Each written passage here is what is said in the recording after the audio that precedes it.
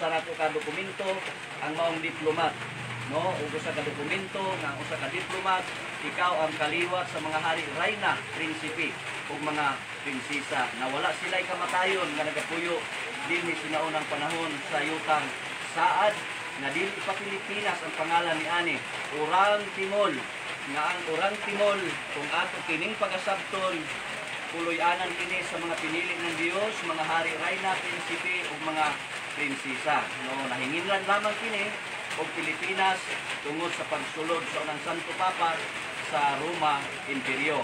So karon na sa atong panahon karon aduna na kitay kasiguruan, balikultura na o dili na kita angayan nga mabalaka kay ang tanan mga espirituhanon o nagasugod ni ani nga balaod nato gipadayon karon, mga senior general o junior general, tanan mga hari, rayna, prinsipe ug mga prinsesa sa 110 tribes sa tibuok nga kalibutan ania nagaprotek kanatong tanan tungod kay ang federal lamang ang nagadala sa matuod na hustisya, kagawasan ug matuod nga kaluwasan ug kinabuhi nga walay katapusan.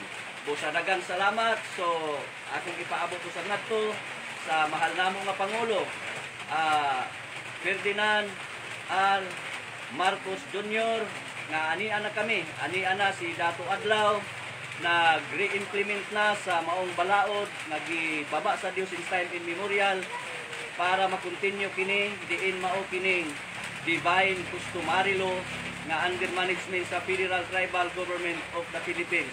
So ang among gipangayo kanimo mahal na presidente mao ang implementation of appearance para nga mas marespeto na ug din hinato makita ang matuod nga pagbabago sa nasod Pilipinas ug paghiusa nga kitang tanan malipayo na nga mao kini ang imong giingon nga sa local level pa lamang may pagbabago na ang batas natin.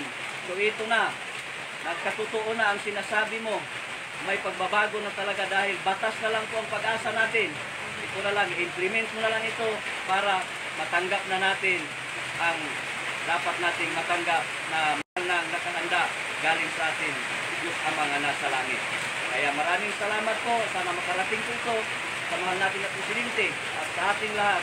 Magpapatuloy tayo sa pagpasaya, patuloy tayo sa pagpasalamat, pagbabangkiti dahil ito na po ang totoong kaligtasan at pagtanggap natin ng buhay.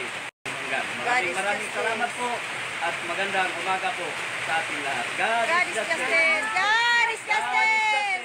God is justice! God is justice! God